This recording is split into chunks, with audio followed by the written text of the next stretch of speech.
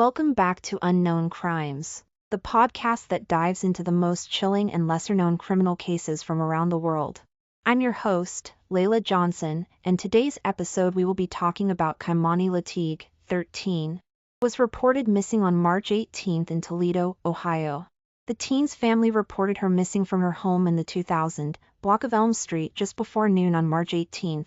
Police reports said. Her grandmother, Dorothy Latigue, told 13 Action News in an interview last week that the two live alone in the Elm Street home. Dorothy told officers that her granddaughter did not show up for school and that her phone was going straight to voicemail. She said that was out of the norm for Keimani. Dorothy told 13 Action News last week that the teen hadn't been seen since the night of March 16. When Dorothy came home from work in the morning of March 17, she found the door was unlocked and the house was in disarray. She said the stove was on and she could smell gas, adding that Keimani's keys and glasses were still at the house but the girl can't see without her glasses. She said other than her and I, it's just two dogs in the house. So, who cut it on? So that was kind of suspicious. Her glasses and her underclothes were by the couch in the front. Her pajamas were on the dining room floor, Dorothy Latigue said. The day 13 Action News spoke to Dorothy, we also spoke with Keimani's father, 33-year-old Darnell Jones, who also goes by Darnell Ogletree. Jones said he saw Keimani the night of March 16, claiming the 13-year-old called him to say she was afraid to be home alone. I came over here because she said that it seemed like somebody was trying to break into the house. Me and my cousin sat over here for an hour and we left around 12:30-ish, Jones told 13 Action News. Throughout the week, family and friends handed out flyers to neighbors and asked the community to keep an eye out for the girl, even organizing a search party on March 21. 13 Action News has learned it was Darnell Jones' girlfriend at the time who helped police find evidence in the Keimani Latigue murder case. Jones' girlfriend at the time, whose name we are not disclosing, said Jones called her last Friday, March 21. He asked her to turn the cameras off at the home. She got suspicious and left the cameras on despite his request. She said she was in the bedroom when her relatives saw Jones move some items out of his SUV and into the house, hiding them under the basement stairs. The woman told 13 Action News she called police, who then obtained a search warrant and took the evidence. We asked what Jones hid under the stairs. It was like a mat for the back of your truck, not a pickup, but an SUV.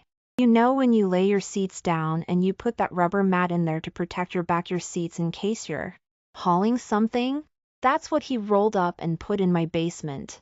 And his work boots which were caked with mud and he hasn't worked in a while, the woman told 13 Action News. She said once Jones noticed the items were gone, she never saw him again. She added that Jones called her from Columbus, so she told police where to find him. The following day, investigators found Keimani Latigue's body on the second floor of an abandoned, burned house on Miami Street near Wilmette on March 24. Once Keimani's body was found, authorities also charged Jones with murder and felonious assault. Law enforcement agencies were still looking for him. Toledo police issued an arrest warrant for Jones on abduction charges on Sunday, noting that he was the last person seen with the girl, and issued an alert for any officers who spotted the man to detain him. SWAT team in Columbus, approximately 2.5 hours away, located Jones's car in the city and staked out his location overnight between Monday and Tuesday, when Jones did not return. The SWAT officers thought Jones had potentially abandoned the vehicle and began searching street by street for him.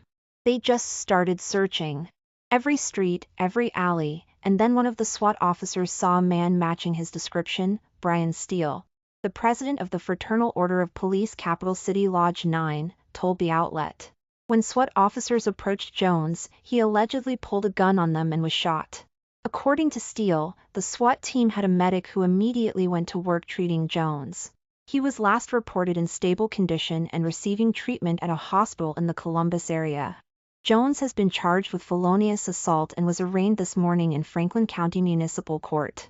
A motive for the alleged murder has not been publicly revealed. The Lucas County Coroner's Office released Keimani's cause of death on March 25, determined she died of multiple incised wounds of the neck, Brian Steele with the Fraternal Order of Police said the Keimani Latigue case is one of the most horrific cases he'd heard of, saying she had been raped, had her hands cut off and her throat nearly cut off. Authorities in Toledo have not filed any charges related to a sexual assault in the case at this time. The teen's mother, Tiara Caston, said Kaimani would only ever go to school, play basketball, and go home. She spoke to 13 Action News reporter Alexis Means at the scene of the abandoned home, recalling the last time she talked to her daughter. "I seen her on the 15th. Her dad brought her down to my house. Apparently my mother gave him permission and honestly it was just loving on my kid. We play video games," Caston said. The Greater Toledo community created a makeshift memorial in Keimani's honor at the abandoned house on Miami Street. Those who loved her, along with complete strangers, left candles, stuffed animals and messages of love and support. People who gathered Tuesday said they want to show some love to a family and the community that is hurting. Community organizers said they plan to hold an event on Friday to commemorate what would have been Keimani's 14th birthday. Thank you for watching. If you enjoyed this episode, don't forget to subscribe and leave a comment. Remember, the darkest crimes are closer than you think, and they're always watching. Until next time, stay aware and stay curious.